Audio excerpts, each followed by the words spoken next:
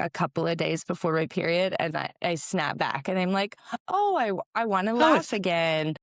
the Yeah, sun like is shining. yeah, I want to go out. I want to have fun. I want to talk to people. And uh, yeah, and I mean, women's health in general is massively underfunded and understudied. Like, there's 100%. probably, they Totally. say there's only 5 to 8% of women that get PPMD. I guarantee you it's much higher. They just don't properly research this because who cares about women's Dude, your health? bodies are like so much more like crazy than ours are. Oh, Like just so many hormonally, things going on. It's a hormonally, lot. wow. It's a lot. So I feel I'm going to go on an SSRI. One of the ways they treat PPMD is you go on an SSRI for basically the time between when after you ovulate to when you get your period. So Hmm. there's really only like 5 days where the PPMD is extremely high, but you start the SSRI, 5 to 10 days before that. So it gets into your system. So it kind of keeps everything Hmm. capped. And then when I start my period, I go off of it. So it's kind of 2 weeks on, 2 weeks off, which is interesting. I haven't done it yet because I'm just finishing a cycle. So I'm very curious because I've never been on an SSRI. This is something that I've pushed back on before, because I really don't feel in my day-to-day life that it's something I need. I know it's extremely important for many, many, many people. I get it. But yeah, I guess for PPMD, it really does help with that dip of hormones just to keep everything level. And some people do end up just needing to be on it all month long because the dip of getting off the SSRI is too intense too. Hmm. So I'm in this new journey where I am, I was like getting in this really deep pit of despair. Every month I would wait for my period and just full dread, and not for my actual period, but for the week before, because Right. I just, Yeah. and it was beginning to like damage my relationships like Hmm. intensely with my Hmm. children and with my husband. And I was trying to willpower my way through every month. Oh, that's I so was, hard. I think you're doing the right thing to try and see yeah, if you can balance it out with some SSRIs. I mean, I yeah. have a long history with SSRIs. I've been on and off them like since I was 20, because when I was 20 years old, I started becoming a little bit suicidal, and I was talking to Kristen about it, and she's the one who was like, "Okay, you need to get on something." Like, not Yeah. normal to be like, "I don't want to live," right? So so, like, Yeah. I got on some, the one that starts with a C, shoot, I can't remember, but at the time Mhm. really helped me, like, 2 years I was on that, and Mhm. I do think that it's, like, for me, it's very situational, and it's been very seasonal, like, for 2 years it helped me, and I got off, and I think I was off SSRIs for, like, 5 years, but Mhm. then there came a season where I, like, really needed to get back on them, and I've been on, Lexapro and, Zoloft and Prozac, and honestly, they've all helped me in different ways, but Lexapro ended up being the one that's probably the, least side effects for me, Mm. um, and it's funny that you're about to get on them for your period, because 'cause I'm weaning off of them right now. Hmm. I'm actually on a quarter. I've been cutting the pills in half for a while, and now I'm cutting them into quarter pieces, and I'm on quarter pieces right now, and I'll probably be done with that in, like, a week, and I feel great, you know what I'm saying? Like, Mm. it's always been seasonal for me, and Yeah. I just think, some people like, I remember I had someone I worked with who she told me if she doesn't get her pill every day, that she is a different person, and she's been doing it for 20 years. And I'm like, you go. I'm not sure I would want to do it for 20 years. I think there is some research that, like, if you take SSRIs for too long, it might be a little adverse for your health, but Mm. it's better than being like, I'm depressed all the time, Yeah, So or I suicidal or mhm. causing huge disruptions in your relationships. Yeah, and I will add also that I've started, like, a really heavily researched supplement program. Like, I Mm. really did a lot of research just for me personally, and I've been trying different things. And the supplements I'm taking, I feel are really helping me.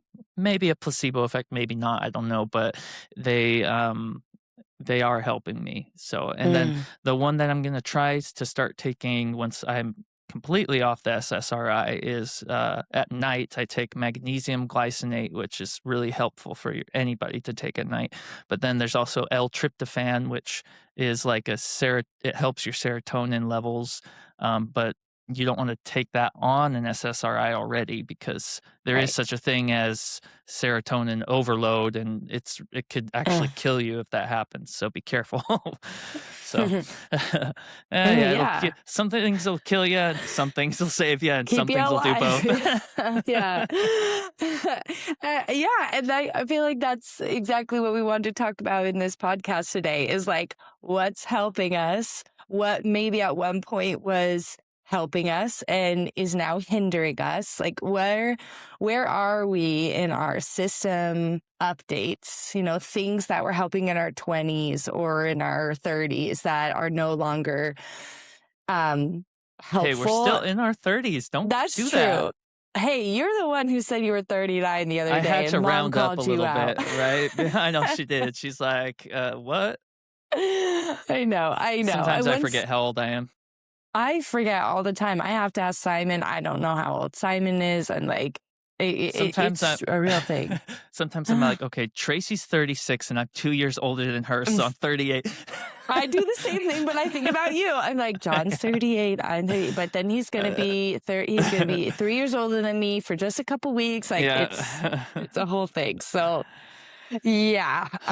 What my just finishing up on the SSRI talk for me, when I flipped my mind and said, I'm going to go talk to my provider and I'm going to just see what help I can get for this, I cannot do it on my own because I was pushing through willpower and I was trying to take herbs because I really, I do really believe in herbs and supplements. I mean, that is something we have used for a very long time to help us. Mhm. Yeah, I'm 100%. yeah, and I'm breastfeeding, so there are I have a limited amount of herbs I can use. There are ones that are very, very helpful for PMS and PPMD, but they're too strong for me right now. So it's kind of ironic. Then I have to go on an antidepressant, which you would not think is breastfeeding friendly, but it is. Anyway, flipping that in my mind and just accept knowing that I was going to accept help brought so much ease into my body and mind. Like knowing I'm not going to do this alone. I don't have to do this alone. I can ask for help. I can go on an SSRI and see if it helps me. And if it does, great. And if it doesn't, I will figure this out with people, and it just brought so much relief to me. Yeah, well, I'd be Yeah. curious to see how that, unfolds and helps Hmm. you in the future for sure, so Yeah.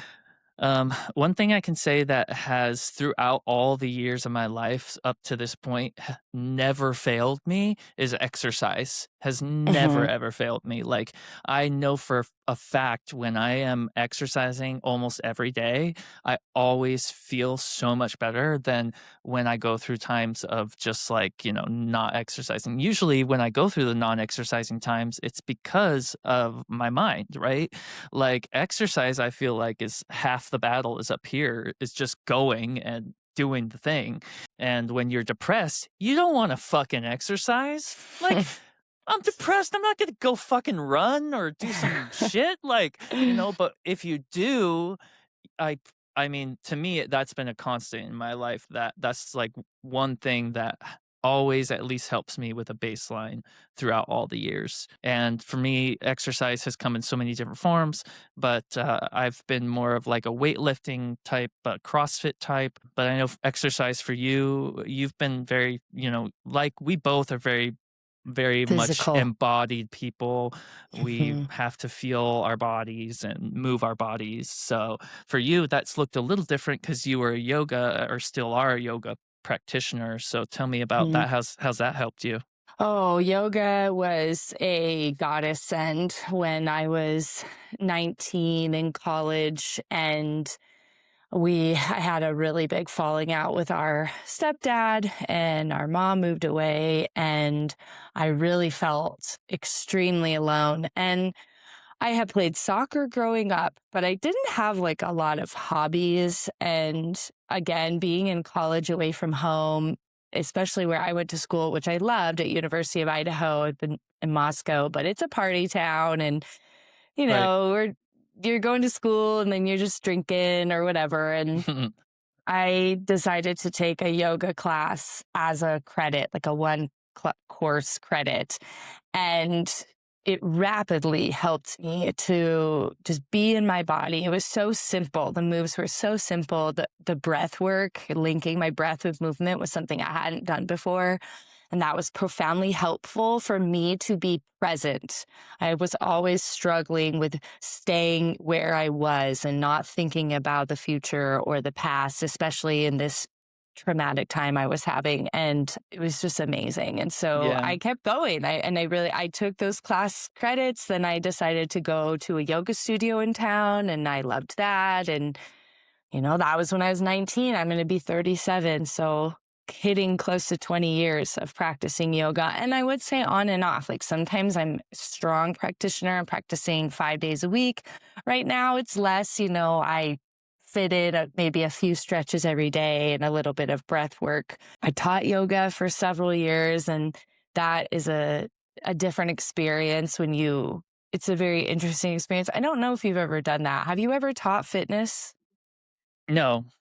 Okay, yeah, it's interesting because it's something that I really love and feel connected to, and then sharing it with others is such a special experience, but at the same time, sometimes it begins to, the relationship to yoga changed because I was no longer only receiving, I was sending. And Mhm. so I had to think about it in a different way. And it was helpful and beneficial, but I strongly prefer being a student to the Yeah. teacher. Yeah, it's Yeah. weird, like, once you start doing your hobby for money, it Yeah. really messes with you because Yes. all of a sudden now this is something that you used to do for calming. You used to do it to get your nervous system like, "Ah, yeah."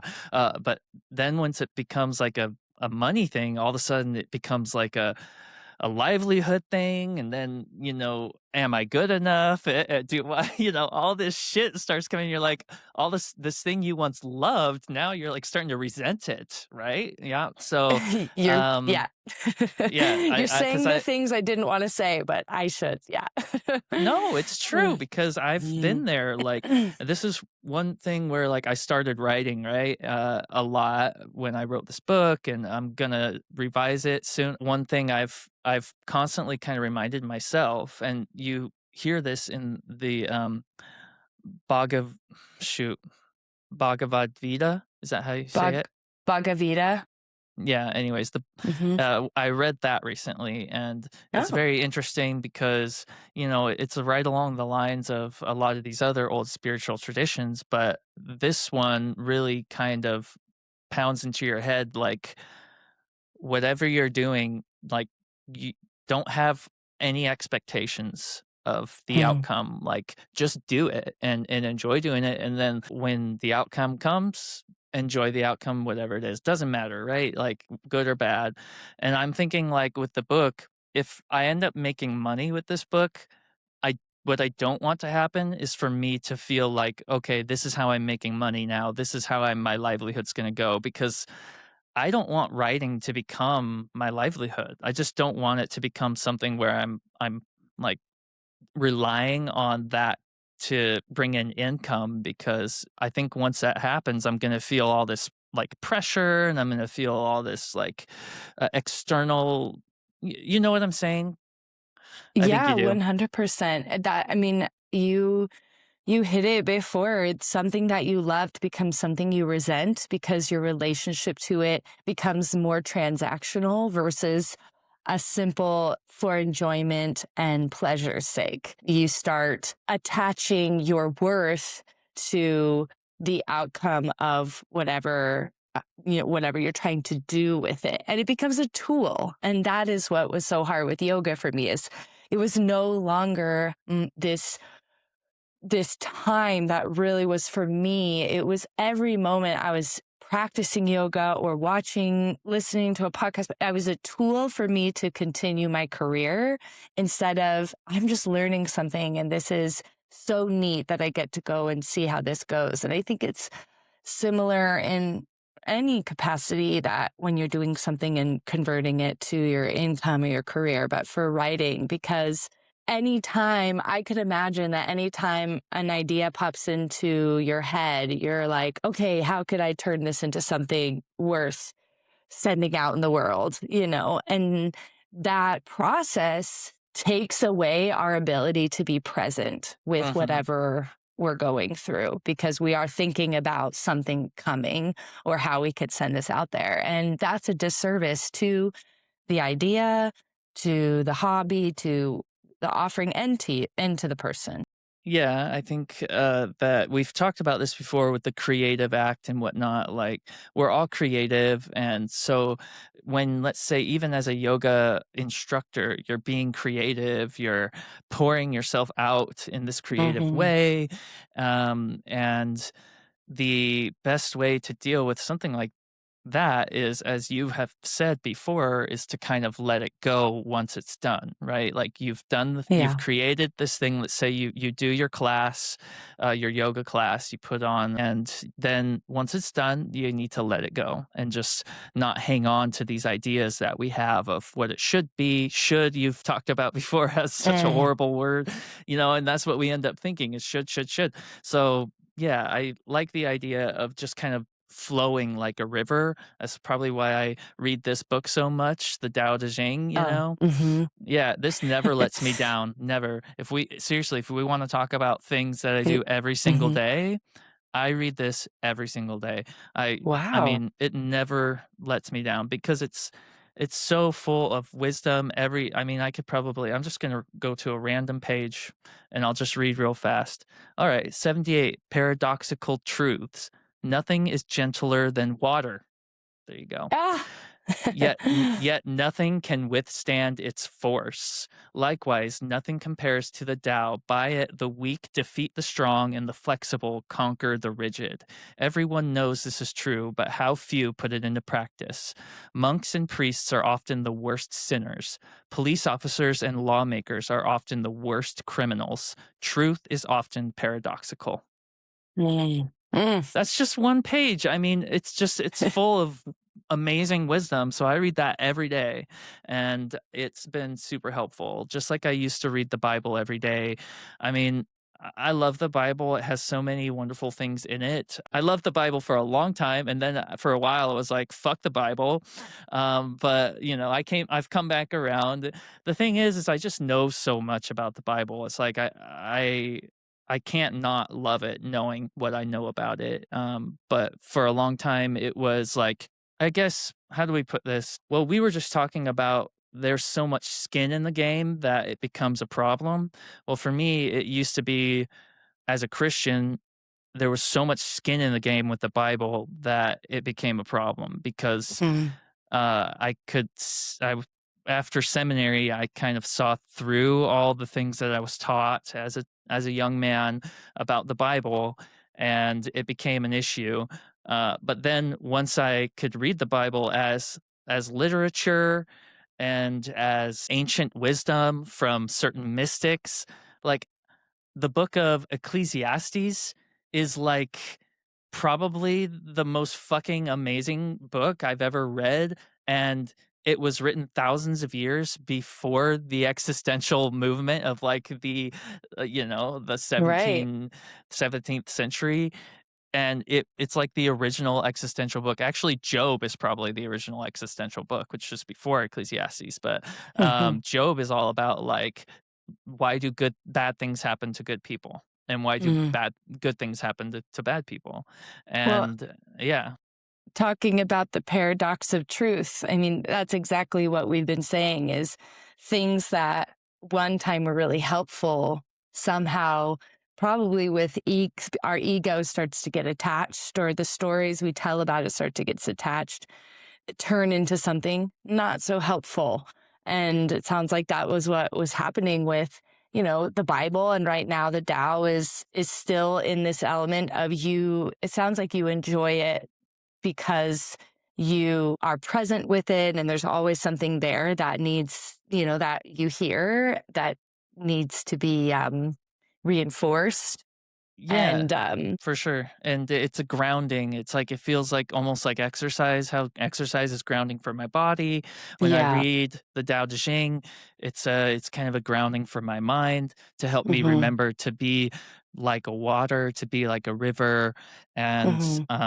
to have that kind of effortless action, not to force things, not to push against things too hard, but to enjoy life and, to be part of the Taoist culture is really heavy on nature. Like, I don't know Mm. if there's any other religions besides like paganism that are like super, super focused on being one with nature. So I really like that as well.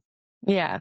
I think there are like dolphin worshippers in Florida. They're probably very into nature. I mean, literally, I was looking at my UU church here, and they always have, Hmm. different, and there were like dolphin worshippers in Florida. And I was like, I could see my brother getting into that. I could see it.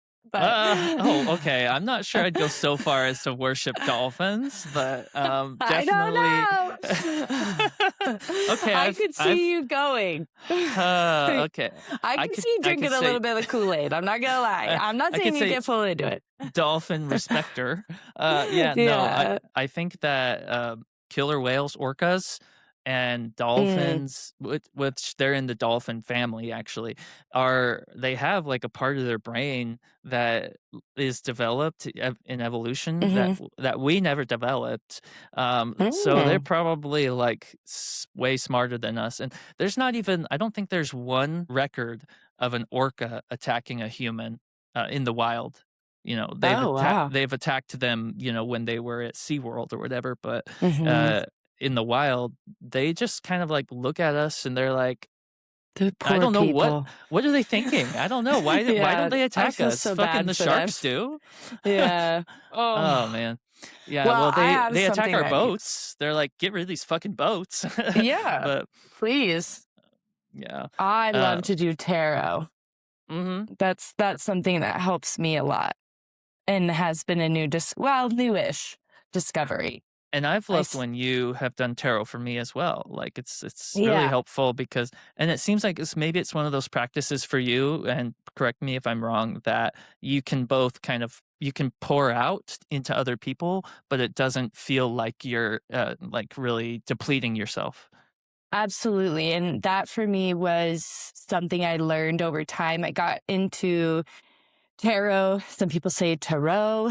I'm not sure the that's just how I say it, but I got really into it about 6 years ago, and as a self reflection tool. So, not trying to divinate, not trying to predict the future, simply looking at something like almost like a work of art. I mean, they truly do look like works of art, and reflecting back what I see and what are the messages there. But just like if I went to a museum and I do the same thing, but I'm just doing it with a little card in my living room.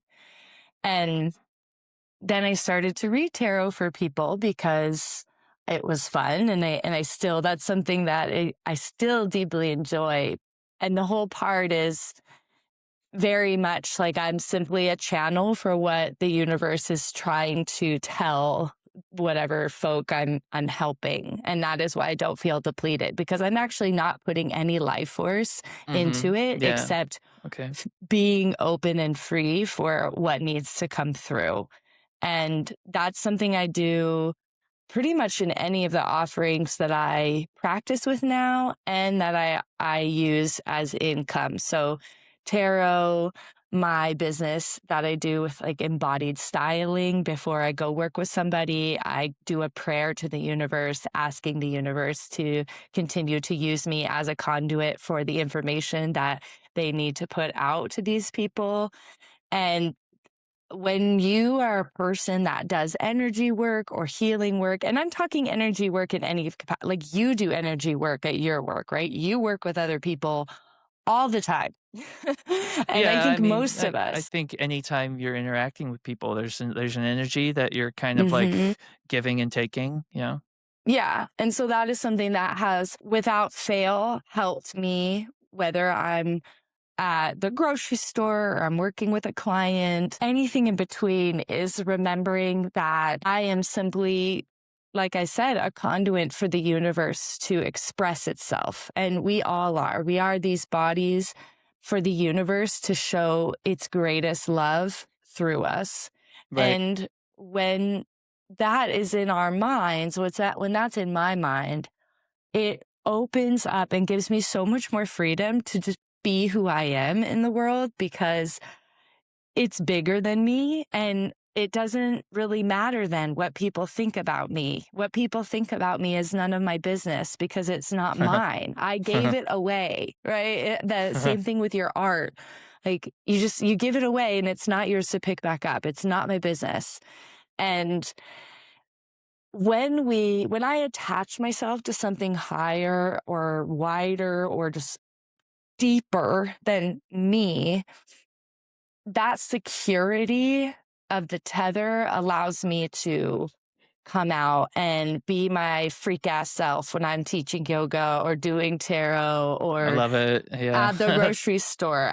It doesn't matter. And that has been something that at one point in my life, and I think also just getting older, we tend to stop giving as many fucks because you're like, life's getting That's shorter. definitely a truth for sure. For sure. Yeah. But I don't know. I mean, is there something that you used to give a big fuck about and you don't give a fuck about anymore? Oh my gosh, so many things, honestly, so many things. I'm gonna say that I used to put my identity in what other people thought about me. Like I was Mm, totally my wife and my church and everyone, whatever they thought, that was what was true. And I didn't have like this internal like compass and love for myself. And it's took a really long time, like a really long time to get to the point where I felt happy and comfortable and loving myself and just like to the point where like even if nobody liked me, I could still like myself. Like I'd be cool with it. mm, But it took probably till what, like 3 or 4 years ago. It hasn't even been that long. First, I had to like fully deconstruct away from the religion that I was in. Then I had to come back to spirituality and I had to learn how to dive into my subconscious with IFS. IFS was a huge tool. I think IFS was kind of the cherry on top that finally got me to like the point where I was able to love myself. I mean, if you don't love yourself, then you just lost. You just lost in what other people think of you and what if other people love you. And honestly, yeah, I mean, so what? Let's say 30 I'm going to say I was about 35, 34, 35 by the time I finally got to what I felt was like a healthier place. My cat is over here trying to get bite my cord. Um but yeah, so I really, I still struggle with it because I still have the trauma babies in me that are like, you're going to be abandoned by everyone and everything, and you're worthless if that happens. And so I do have these moments of panic. I do still have a problem with like thinking about, I think you just said a second ago, like something about, you can go around not caring what anyone thinks of you. And in my mind at that moment, I was like, not sure about that. Bec because like, I'm no, like, no, no. "Oh, wait, it does matter what other people think of you." No, I mean, in a sense, I guess it does, but it shouldn't when it comes to your self-worth and the love that you have for yourself. Mhm. So, yeah, I would say loving myself was probably the biggest thing. I was quoting Laverne Cox, a wonderful actress, and she said in an interview, like what other people think about me is not my business, and that set something free in my mind. Where that doesn't mean that I don't care; it just detaches me from it being my business. Which means I don't have to fix what you think of me Okay, because it's okay, not that mine. makes a lot of sense, yeah, not Yeah, that you yeah. don't care. It's hard not to care, what other Oh, it's people so think of hard you. not to care. We're human. We want to live Yeah. in community. Acceptance was how we used to literally survive. We Yeah. needed I it. mean, And we're it wired really for is it in how a we lot of still ways. survive. Yeah. Connection above all things is, our biggest reason to thrive and to live here is to be connected to others. What are you doing to connect, and what have you done in the past? Well, I've always, like we talked about, fitness has been a way to connect and with others. So, group classes, teaching yoga. There's some of my best friends I met in yoga classes. And now I go to bar. And even though I'm not really like super friendly with anybody there, going there, people, see me, say hello. And that feels really sweet to I have this moment in bar. It's so hard. Like, it is so hard. We're doing these like weight lifts. We're balancing I've on a heard foot. We're I've like, heard that it's a pretty hard thing whew, to do. it is, you should try a class. And when you come here, we'll go together. It is just, and I am with a group, mostly women. Sometimes some guys are in there, but everyone, it's a later, everyone's kind of in their 30s, 40s, 50s, 60s. These women in there are badasses. I mean, they'll be holding like 15-pound weights, like in a squat, doing this up and down. And I'm like with 5-pound weights. And I have this moment, even though none of them, I barely know all of them, where I'm like, we are all in here, like trying so fucking hard together. Like, we're all right here working as hard as we can. Mhm. Like, that's such a beautiful thing to think about. I I love agree. it. I'm Yeah. like, I don't even know you, but somehow I'm connected to you because I'm in this same room working and pushing and being connected to myself, and you're doing the same thing for you. That again, and I'll just like be like, hey, bye. And I'm not chatting with anybody. We're not having these conversations. But there is something about being in a group and witnessing other people working really hard, and it doesn't look the same, right? Like, these other ladies are with their 15-pound weights. I'm over here with my 5-pound weights. Like, we're Yeah. all at Yeah. our highest level, but it makes me feel really connected to other people in that time. For sure. I think fitness classes are one of the greatest ways to connect with people in modern times because to Yeah. do fitness in a class with other people, like you're getting off the screens, you're getting out of your house, you're going and you're Hmm. meeting people, and then you're suffering together, which is really nice. And Yeah. especially in CrossFit. I mean, I did CrossFit so many years. I don't do it anymore because I needed a break for a while. It's different for different people, right? But CrossFit is such a different level of intensity that like Mm, it got to the point where I was like needing a break. But I always used to just tell whenever we'd be doing what we call as a WOD, which is a workout of the day, which is like which is a metaphysical. It's very like going to make it to the point where you cannot breathe. You are going to mm. get to that point. And I always used to just tell people, suffer with me, because we would all just be suffering together, and it would make me feel Hmm. better. Hmm. And I'm still friends with so many people from CrossFit, and I go back every now and then, but like I have completely changed my workout routine recently because of cortisol and doing some research into cortisol, and I could tell my life was too cortisol high with my Mm. mind. Yeah. So I'm trying to get the mind body connection and balance, and CrossFit spikes your cortisol like really high. So I'm just, trying to do more like yoga type things. Actually, I'm trying to do calisthenics and strength yoga stuff. Mhm. And that's been really cool lately. And I have noticed that my cortisol has lowered overall. And Mhm. if there's a time in my life when I'm not feeling super stressed at work, and I'm feeling like a little bit more with my personal life, things are going like super balanced, then I'll probably do CrossFit more at that time. Mhm.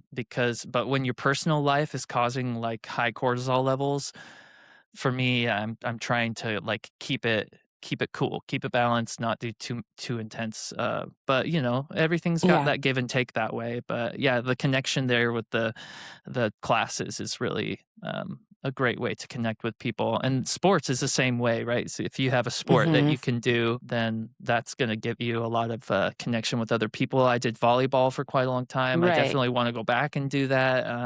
But it's a seasonal thing for me. Yeah, and I think that's part of it. It makes so much sense you're talking about the cortisol because I used to run a lot and running, it's cardio. It adds a lot more heat to the body. I already run hot literally and physically. And Yeah, that's true. I would be very, like reactive after running. And then I did hot yoga, and hot yoga was the same thing. I mean, the drugs sell themselves, people. If you go to a class and your cortisol spikes, that means you're also getting what's the happy hormone that you And get after endorphins, endorphins. yeah, You get a huge peak of massive, endorphins, and massive. people get really addicted to that, Oh yeah, oh to yeah. a detriment. And talking again about that paradox of truth, you go to a class and you're like, this is gonna help me, and then you start to get addicted to the feeling afterwards because it peaks too high. And for me, going all the way back, even talking about the beginning of this PPMD, my hormones are too sensitive. I cannot go to up and down. So Hmm. things like Yeah. hot yoga, things like running to a really high intensity, they peak me too high. My dip is too low. It's no bueno. So things that are consistent. I mean, running at a slower pace, hiking. I love to hike. I love Mm. to just get a Oh little my bit of gosh, a because you also elevated get heart that out rate. in nature as well. Bar, because there's a high cardio, but the lifting of the weights, I think, really does literally ground you back down when you're holding something heavy. It does Gravity, I not mean, peak me. yeah. Yeah. So that being aware of that back in my 20s, it was really helpful. Like I had a lot that I needed to metabolize, like a lot of trauma, a lot of hard moments that I needed like running and really high intensity things for because I do believe, we hold a lot of tension and trauma and stories in our muscles. And so when For you're sure. working them really hard, you're allowing that to help be released. And as I've gotten older and luckily have, not had as many really intense ups and downs, or at least I know how to manage them better with my emotions. I haven't quite needed that high intensity, those big spikes of cortisol. So that is worth thinking about in your life like that. Maybe at one point you really did, and it's not quite serving anymore. And there is a need to adjust the system of physical exercise to your hormones right now, like what you've been doing. And And some yeah. people, I think it depends on who you are, right? Some people, it's like they literally just exercise to them is like just you'd have to drag them out of bed. You'd have to put a Yeah. barrel, a gun to their head and say, "Get out of bed and go exercise." I mean, they just don't Uh-huh. really wanna do it. And then some Mhm. people, it's like, Oh "Slow my God. down, you're I would doing way too exercise much." like, yeah, I would exercise 2 times a day. And I Yeah. have when I have a bunch more free time. I'm like, yeah, I'm going to hike in the morning. I'm doing yoga in the afternoon. My best friend is the opposite. She's like, I'll tell her, I'm going to this bar class, 7 a.m. She's like, oh my God. Like, she's kind of, God love her, but like our sister Yeah, who Brit. is not into exercise is like, no way, no Yeah. how. Other forms. And yeah, that is such a, yeah, you're making a good point that Well, it what really and depends on the person. yeah, what I'm trying to say too is just like everybody has their own balance that I think they should Yeah. learn and try to find. Hmm. And balance to me is like such a important thing in life in so many ways. And like my daughter Addison, she has a tendency to like feel like she needs to do things like to the highest level, and if she's not, then she's like failing. And Oh, sounds then like someone else I know. it's totally like me, yeah. And then, Brielle, is like she knows that she's good no matter what. Like she has so much self-love for herself. And Emily's kind of right in the middle. Like she goes Yeah. up and down with working out and things like that. But I think all three of them, it's just my daughters, I hope I can help them find balance in their life, to Hmm. where can you find that sweet spot? There's like a sweet spot, and if you're in it, it's in your mind. To me, like it's always been a mind game. Like, Yeah. if you're mentally not able to find that balance, then physically you're not going to be able to find the balance. Yeah, 100%. And especially raising young children, young girls in a world where, girls are particularly hounded into us that it doesn't matter really what you do, it matters what you look like. There's this attachment to results because also like in my own business, but like try really, really hard and put a lot of effort into it, but you better look effortless. It better not look like you just spent an hour getting ready. Like, how dare you spend that much time on yourself? But also, if Yeah. you don't do anything at all, how dare you think that you could Right. come out in the world? It's very, very difficult. So finding Oh, that to be balance a woman, is, I am glad I'm oh, a man, I'll tell you that right now, like, oh my gosh. but I know, like, my daughters will be like, "I'm glad I'm a girl," so, you know. I mean, yeah, and I think that's great. I mean, I think about my girls who are much younger. They're only 4 and 1, but I look at them and be like, so happy I have girls, Mhm. and it's yeah. But one more thing that I've been thinking about that I want to make sure I mention for me personally is also body work is very helpful for me, What and kind of like body work? What do you mean? massage, Oh, okay. facial, Reiki, energy work. I mean, it really depends on Acupuncture, acupuncture, chiropractor. chiropractor, somebody else putting their hands on me and giving me their attention, looking at what I need and responding with care and love. Wow. Mm, Powerful. And yeah. especially not somebody that I'm intimate with, not somebody who like this is a person, they're neutral, this is their job. That has been I mean, I'll have moments where I feel so just ungrounded and out of sorts, and we have this place down the road, it's called, like, Happy Feet Massage, and it's just a big room, you get in a lounger, they give you you don't take your clothes off or anything, so you're just wearing your clothes, they massage you, they put your feet in water. That is sometimes the best $60 I ever spend. I Mhm, leave there yeah. and I feel so much lighter. I feel like I've allowed talking again about the release of tension in muscles, the release of stories. Huh, that helps me so much. We get chiropractic care every 2 weeks. There's a New York Times article just released about this third system of the body to get rid and detox the body. So we have the blood and the lymph, so like Mhm, cardiovascular yeah. and fluids. There's this new one called interstitum that they've discovered, and it is ancient. It's what the Chinese acupuncturists are going to call qi, and it's Mm, the okay. energetic layer of the body, literally between the blood and the lymph. There It is makes this third sense, one. though. Yeah, it makes Yeah. sense, yeah. And I mean, that's what I think The old Chinese have always been right, I'll tell you that much. always, Yeah. always. And yeah, so body work to me is getting into that third layer, this layer of depth that is hard for me, thinking about physically. I'm getting into my blood and my lymph, I'm moving things around, I'm helping release. But that third one, I really do think most people need a little bit of going back to support and community.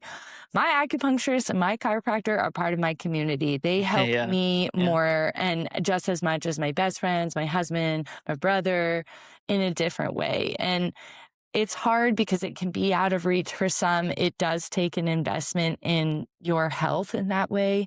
But even just once in a while, saving up, not getting that coffee at Starbucks in the morning and saving that money. So once in a while, you can go and do that for yourself. Worth it.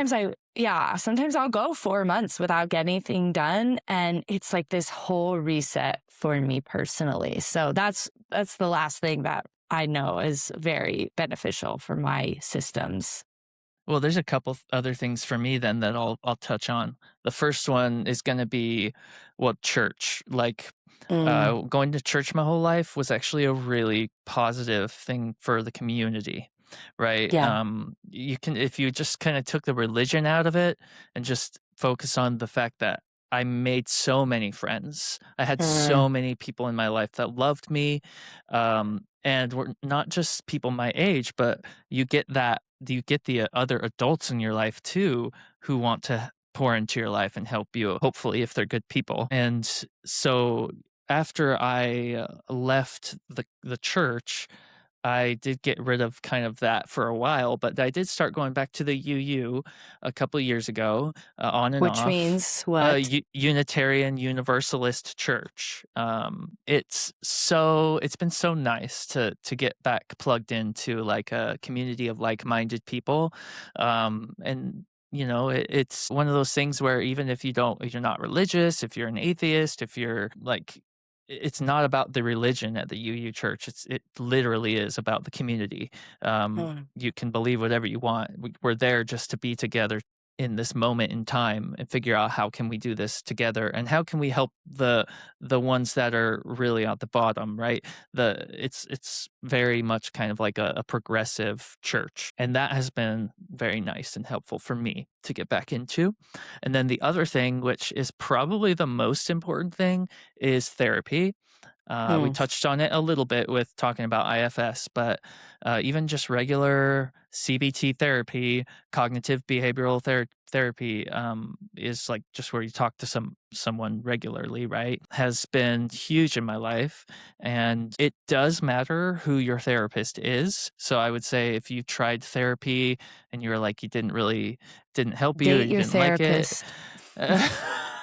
Date your therapist. Break up with them if you need Right. to. Be picky. I've Yeah. had to break up with, Mm. 2 therapists that, were not for me. One of them, it took me a while to figure out he wasn't for me because I told him about my struggles with alcohol, and this was back when I was in my probably late 20s maybe, and, he was just like, everybody drinks," like, it was Yeah. just like Like, no big deal, like, he's just like, "Ah, yeah, everybody when I go home, I usually have a six-pack," and I'm like, "Okay, well, I guess drinking's fine," as this he's like this 50-year-old guy I looked up to, and as a young mhm. 20-year-old, I was like, "I guess everybody drinks," so but I had a problem with it, like, it was an issue Hmm. for me, and I tried talking to him about it, and he brushed it off, and after a few more sessions, I kinda realized, "Oh, actually, I need to." I'm glad I listened to my internal compass to realize that I do have a problem with alcohol and I need someone to help me through it. And then I found a therapist here in Florida who was just perfect, perfect Mm, for the season that I had him, and it was really helpful. And then of course IFS therapy, which is so strange that you can kind of do it on your own. mm, That has helped me a lot as well. But I do probably think it would be helpful if I got to an actual IFS therapist. I've tried in my area. I literally cannot find somebody in my area, but I know there's online, but everyone online is a little bit expensive. It's like 200 to 250 a session. And I'm just like, I mm. cannot afford that. So hopefully our healthcare system in the future, I mean, obviously not with dumbass Trump in office, but if we Yeah. can get some more health funding and less funding for the freaking war machine. My God, Or the we're gonna spend pool, the White 400 House pool. billion more on funding for war when like our people here in America need help. Like I just can't. When Anyways, don't get me on this. people are not eating so they can pay for gas and feeding their yeah, that's a whole thing. And you know what? I didn't yeah, that's a lot. And it's But not just Trump's fault. I'll give it to the Democrats too. yeah. They've fucked up the Yeah. system as well. So Yeah. But bringing us back, yes. it is, and there's more, there's a lot more. And I would love to hear from folks that are listening. Like, what is something that maybe at one time was helpful and then you had to, became a little bit harmful? Or what's just something right now that maybe we didn't mention that feels really powerful to you? Because there's so much. I mean, I could keep going. Reading poetry. There's so Wow. much. Yeah. Wow. That's a whole thing. Laying down and taking a nap. Like there's just a Mm. lot. There's so many things. Meditation is like so Meditation. good. Oh my God. Intuitive eating. There's so much. So I would love to know what other folks are up to because we only, we barely scratched the surface. And It feels like, yeah. yeah, sometimes I do get a little bit stuck and always trying to improve myself. I'm not actually living my life because I'm Mm. always looking Uh-huh. to, and so that's something that is a a continual practice for me. But I feel like I'm in a steady place right now where coming back to the present moment and music, lastly, Mm. music has been helping me a lot right now with being present. Listening to an entire album from start to Mhm. finish. Yeah, first song to last song, not shuffled. I mean, it's so Wow. fun. It's so nice. Wow. Oh, Talk find about powerful. live albums too, if you can Oh, find good ones. oh, Yeah. live albums, because then you hear it. Oh, love it. Yeah, that at night You can feel sometimes. like you're, like, in the audience with you can hear all the other people Mhm. there. It's really cool. Oh, Yeah. being in community, being with other Exactly, people, even exactly. though Going to oh, concerts is great. I Yeah. again, we could keep going, and we'll do a part 2 at some other Yeah. point, but that is I feel really invigorated, and thank you. I'm gonna go buy the Tao. I have never read it. I don't know Mhm. anything about it. Mhm. I'll go to my bookshop and buy one because, Yep. that sounds if yeah, I wanna know. I wanna know what's up about it. Yeah, it's just, a small book full of wisdom, and, Mhm. I will definitely do a past life regression. I'm Yes. gonna commit to doing that this week because we Okay. talked about it on one of our other episodes, and I've not done Mhm. it yet, so I want to do it and Okay. report back. Yes. Thank you. Next Alright. week, that's your homework. Yeah. Alright, Okay. well, thanks for, talking with me today. I love I you. know. I love you too. Thank you. It's been a few weeks since we've gotten to Mhm. catch up. So Yeah. thank you. Thank you for our listeners. We really Mhm. appreciate your Yes. support, and Yes. we'll see you next time. Bye. Bye.